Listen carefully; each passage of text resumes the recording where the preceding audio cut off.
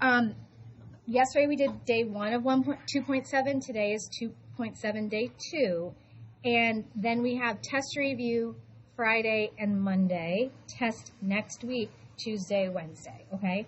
I have your test reviews ready for you early. If you want it before tomorrow, I will offer it to you. Don't feel like you have to take it. If you do end up taking it, wonderful.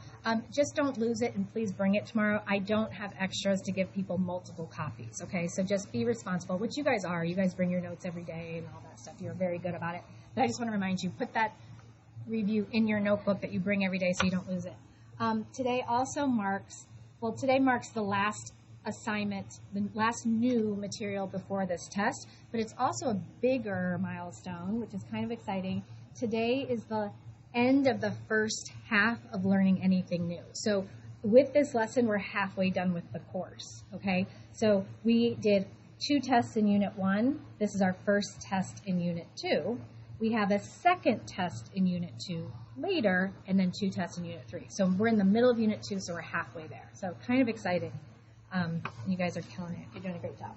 All right, so here we go. We yesterday learned about composition of functions, which was take 2 or more functions and mix them together. And we learned that order mattered, and we had some algebra stuff. We had to, think about order of operations and things like that. And we did it algebraically, like where you take one equation and put it into the other. That would be considered algebraically. We also did it from a graph, using ordered pairs, which we'll review today on the second page. And there is a third and final way we can work with composition, and that's with a table of values. Because remember, these are just a bunch of ordered pairs. The only thing that people get confused with is knowing the difference between x's and y's. So let's just talk about that. We have 4 rows, a whole bunch of columns. That first row is our x values, right? They're the same x values for all 3 functions. These are considered your inputs, okay? And then we have 3 different equations.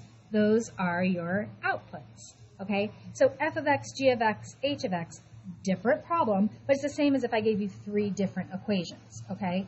It's 3 different equations. So these would represent the y values of those equations with these x values, okay? So let's look at this. Looks kind of crazy, but it's not. It's pretty simple. We're going to be adding 2 numbers together in a minute, but let's first figure out what this is and what this is, and then we'll just add the numbers together. And if you remember with composition of functions, we always work right to left. So I'm going to start with g of 2 and plug it into f, right? 2 is my input. That is always x, okay? So remember, I want to go to where x is 2, and then for which function? G. So g of 2 is negative 3. So I would have 2 times f of negative 3. G of 2 is negative 3. Keep going. F of negative 3, whatever that is, we'll just multiply by 2. Again, this is my input. So I'm going to go to where x is negative 3, right? X is negative 3. And we want to know what the output is for the f function. That would be negative 4, right? So now I have 2 times negative 4, which of course is negative 8, right? Now let's do this one, h of 0. This is my input. Now, here's the common mistake. Even when I was helping students last period, there's still people that are confused about it. So look, it's super easy to make this mistake. You see h, right? Your eyes go to the h, and then you go find a 0. H of 0 is not what, these are not the same things. This is the y value when h of 0 is, the h of x is 2, or h of 2. Let me say that better. Remember, we start by finding the x value, okay? That's in this row, so 0. And then you go to h of x, and we would get 3. So h of 0 is 3. Now we do g of 3. Again, this is x. So go to 3, and then the g function is 2. So we have 3 times 2, which of course is 6. Put it together. Final answer would be negative 2. Okay. Let's do one more of those. Starting here, g of negative 2 go to negative 2, then the g function. Negative 2 would be negative 1, right? Go to negative 1, h is 1.5. So h of g of negative 2 is 1.5 times g of 2. Again, 2 is my x. Go to the g function is negative 3. Negative 3 is my x. Go to f. We get negative 4. And when I put that in my calculator, not in my head, 1.5 times negative 4, I would get negative 6. And that would be my final answer. All right? Do we understand how to use the table? Just be really careful that you start with the x and then find the right function below. Okay? All right, skipping C down to 8, and we're not graphing. This is practicing kind of what we did yesterday. We're going to do the composition that it tells us to, and then we're going to say what transformations happened. In other words, I'm going to take g of x, right, and plug it into f of x. I'm going to take g of x and plug it into f of x. And I'm going to put it in right here, okay? And what we're going to say is, what did our g of x do to the parent function? If you remember yesterday when we learned about decomposing, we had an inside and an outside. Inside in this case is g of x, outside is f of x. And remember, your outside function, in this case f of x, is your parent function. So what does g of x do to f of x? So let's see what I'm talking about here. So I'm going to take g of x and plug it into f of x. Now, x squared, there's no parentheses there. But if x becomes x minus 1, we do need to put parentheses around it, right? We want all of x. X minus 1 represents x. So all of that gets the squared. And that's it. You don't have to FOIL it out. You can just leave it like that. What did the x minus 1 do to our parabola? Our parabola, x squared, was just sitting here like this, and then we told it to do x minus 1. What did that do to our graph? Which way did it move it? Which way? Which one? Right. Okay, right. Sorry if you guys said it. Somebody said it and I didn't hear you. Right 1, how do we know it's left or right versus up or down? How do we know? What about that tells us that? Right. Because it's in the parentheses, it's left or right, okay? And anything in parentheses has to do with horizontal, and it's weird, right? In this case, it's opposite. Negative, we usually think is the left, but it's opposite because it's in the parentheses, okay? Next one, h of x into f of x. So now I'm going to take h of x, and same thing, I'm going to put it into the same one, right here.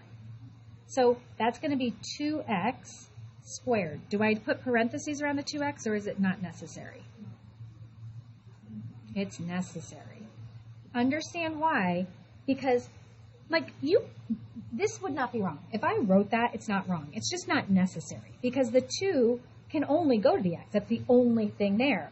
But now, if x becomes something more than just x, I need to show that I'm applying it to both numbers. Guys, this does not equal this. These are two different problems, okay?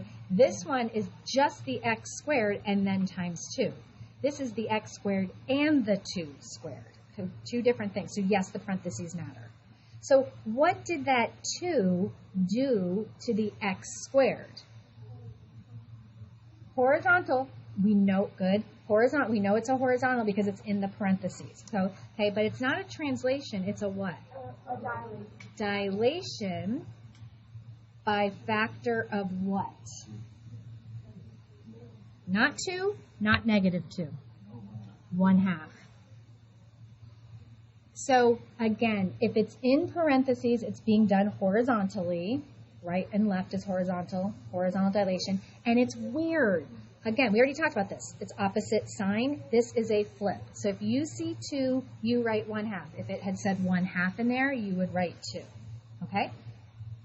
Last one, f of x into g of x. So now we're starting with f of x, and we're going to put it into its parent function. I know I'm making a mess of it right here. So I'm putting this right here. So in place of the x goes the x squared, and then there's a minus 1 already there.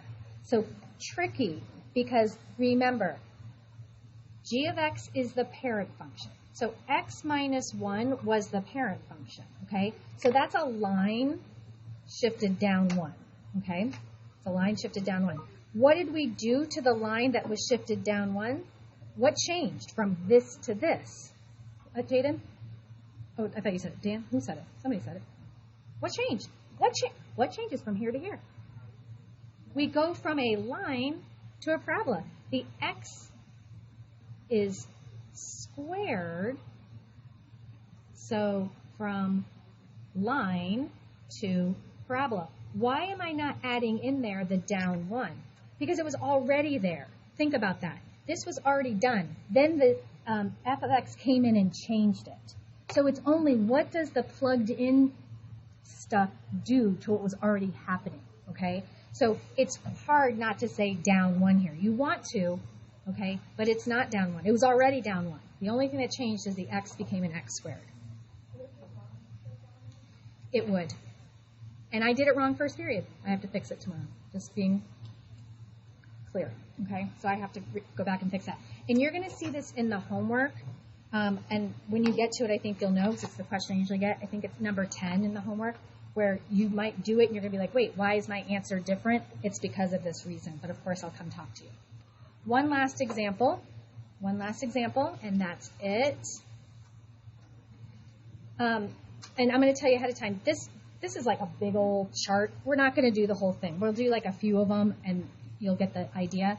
And then you'll do one in your homework that's like half the size. Also, there's a word problem in your homework that I'm going to do with you right after this problem, okay? And I'll explain that in a minute, but I didn't want to do any more notes today, and I didn't like the word problems in the notes. I do like number 16 in the homework, so after this, we'll write down the assignment, and then we'll do number 16 together. More later. Okay, I'll talk about that more later. Okay, complete the table of values for f of x and g of x. That's part A. Okay, so let's look at our table of values. All those x's. So this is a table of values, guys, just like this one. It's just written vertically instead of horizontally. And we have to fill in the table, okay? So how do we do that? Well, we're going to pull the stuff off of the graph, okay? So I have f of x and g of x on the same graph. Yesterday they had their own coordinate plane. Same idea, but don't get confused with all the different, points. I'm going to use 2 different colors to outline it. I did f of x in red. I'll do g of x in blue. That way, as you're looking up here, it won't confuse you. And so we have all the same x values. Let's find the y values for f of x, okay? So if I go at x is -4 on my red graph, x is -4, my y value is also -4, okay?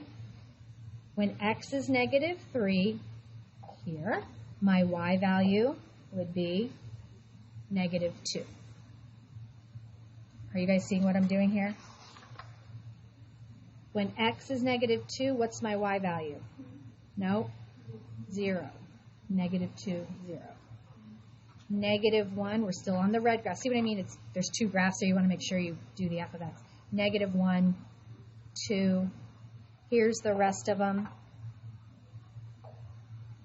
All I did was pull all the ordered pairs off the red graph. Same thing for, sorry, Jocelyn. Where did I lose you? Did I make a mistake? Let's do g of x, see if we can catch where you're making a mistake. So now I'm on my blue graph. Same x values. -4 for blue. What's my y value? 2. At -3, it would be 1. Are you seeing it, Jocelyn? Okay. At -2, 0. At -1, -1. Here's the rest of them. Okay. So what we have done is named all of the ordered pairs for f of x and g of x. That's what we have. Okay. Just pulled them right off the graph. Now, part B is find the values of h of x. What is h of x? h of x is f of g of x. So I'm going to do f of g of x for these. It's really what you just did on the first page, except, no, it's the same thing. So, for example, on our very first one, so pay attention, not that this is hard, but at first it looks confusing. I'm going to find f of g of this x value. Same x value all the way across, negative 4. Okay? Now listen, you can use the graph. You can go find g is negative 4 and then go into f. Or, this is easier if you can see it. Use your chart. G of negative 4, remember this is my input. X is negative 4, what is the g value? 2. So g of negative 4 is 2. And then f of 2, x is 2. What would my y value be? 1. Okay? F of g of negative 3. G of negative 3. Remember, input, go to the x's. Negative 3, g, 1. F of 1. 1 is my input. F of 1 is 0. Let's just do one more. Same x values the whole way, right? All three of them. So I'm using negative 2. G of negative 2 is 0. F of 0, 1. Here's the rest of them. So you have one of these in your homework that's like half the size, okay? Part C, again, we're not going to do all of it, is graph the points of x, h of x. Guys, you have 3 sets of ordered pairs here. X and f of x and g of x, and x and h of x. Don't forget, f of x and g of x are already graphed here. What it's asking us to do on the third one is to graph h of x. So, guys, this is plotting points. Negative 4, 1. Negative 3, 0. We don't need to do the whole thing. I just want to make sure you get the idea. So it's negative 4, 1. There's negative 4, 1. Negative 3, 0. Negative 2, 1. And so on, right? Negative 1, 2. And hypothetically, if you finished it, you would just keep connecting them all the way through. But we don't need to finish it, okay? So the chart can be kind of confusing. When I'm doing these, my finger is all over the page. I'm constantly like using my finger to kind of keep track of where I'm going, okay? If I went too fast or you missed something, please don't hesitate. You know I want to help you. I like to help you, okay?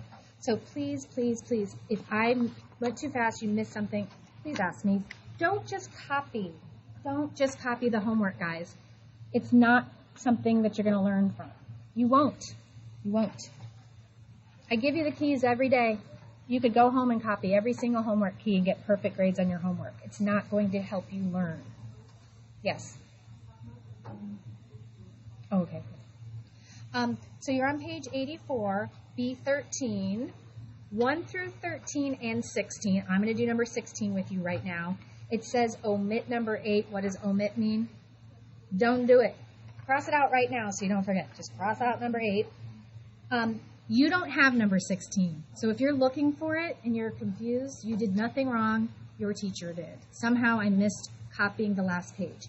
What I'm going to ask of you is, because it is important that we cover a word problem, I'm going to ask you guys just to watch me. You can sit back, relax, enjoy the show of me doing number 16. Please, please, please, listen to me. You will get your homework done. Even if you sit and put your pencil down and watch me do the word problem, you have tons of time. I promise, okay? No, it's B13. Oh, was it? Did I mess up? Yes. So sorry. Thank you. Oh, wait. First and second period. Shoot, I got to fix that. Thank you. Thank you, Evan. B12. Okay, so please, guys, don't be working. Don't work right now. Watch me do number 16. I'm going to do all the work you have to watch. With me? Watching me? Zach, you watching me? Okay. Your favorite restaurant is offering a 15% discount on their entry menu items. And you have a coupon for $5 off. okay? We're going to write functions to model the discount. So there's an entree, and then you get 15% off, $5 off. So I'm going to write two separate equations, one that represents the discount, one that represents the coupon, okay? You can call them f of x, g of x, whatever you want if you were doing this. I'm going to start, guys, pay attention. I'm going to start with the coupon because it's a little bit easier. I'm going to call it g of x. That is negotiable. You can call it whatever you want. But if we call the entree x, right, some price of an entree, who cares what it is? We'll call it our unknown value is x. If you have a $5 coupon, you would just subtract $5 from it, right? X minus 5. Subtract $5 from the price. Easy peasy. If you have a discount, though, that's got a percent symbol in it. Anytime you have a percent sign, you have to change it to a decimal.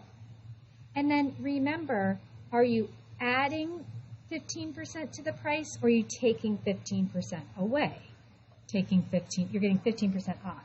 So that would be 100% minus the 15%, which is 85%, known as 0.85.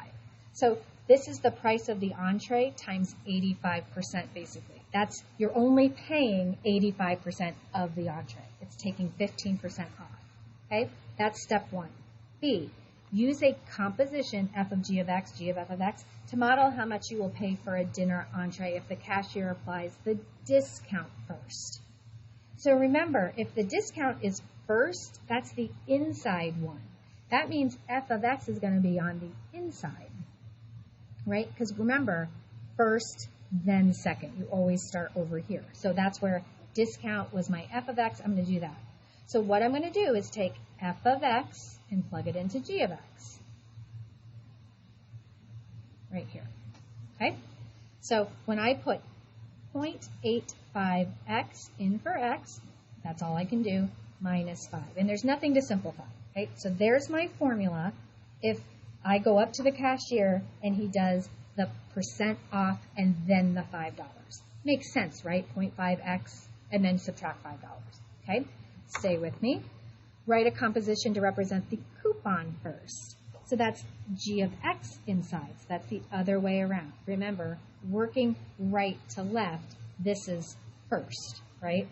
Coupon is g of x. So I'm going to take g of x and plug it in right here. Right? 0.85 times x. So this is the distributive property. I picked up my calculator and I did 0.85 times negative 5, and I got negative 4.25. Okay? Now, the question is, how much more is an entree if the cashier applies the coupon first? A couple different ways you could do this. You could make up a price of the entree. You could say, oh, the entree is $10. It doesn't matter what amount you use, as long as you use the same amount in both, and then see which one is, what the difference in the price is. But these two equations came out pretty simple. Look, they're exactly the same except for this number that you're subtracting, 0.85x minus $5, or 0.585x, minus $4.25. So I'm only getting $4.25 off of the 15% off in this case versus this. What's the difference in the price? 75 cents. That's it. You would pay 75 cents more. Two other questions that could be asked. Listen, which discount would be better? Which one of these is better for you, the consumer? When you walk up there, you go to a restaurant when you're 25 and you have this problem in front of you, and you're sitting there with your family, and they're like, which one should we do first, the discount or the coupon? And you get out your piece of paper, and you ask someone for their calculator, and you remember 11th grade AP pre-calc with me. And you're like, I remember we did a problem like this. I can do. Okay, anyway. No.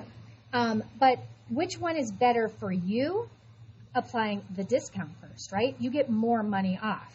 Which one is better for the restaurant?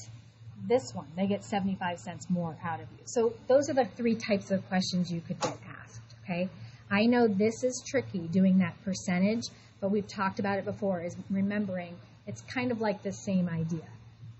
Do you add your rate to the 100%, or do you subtract it? Okay, it's one or the other, all right? That's it. That's it for number 16.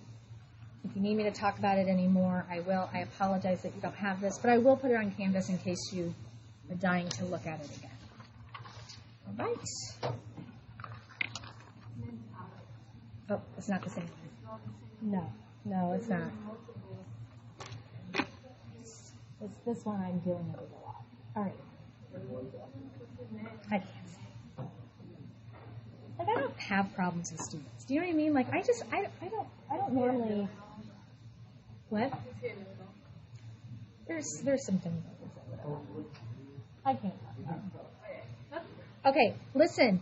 Working, I'm going to come around and help with anything you need help with. Number 7, usually I get a lot of questions. If I get a lot of questions about number 7, I might come up here and do it with you guys. Okay?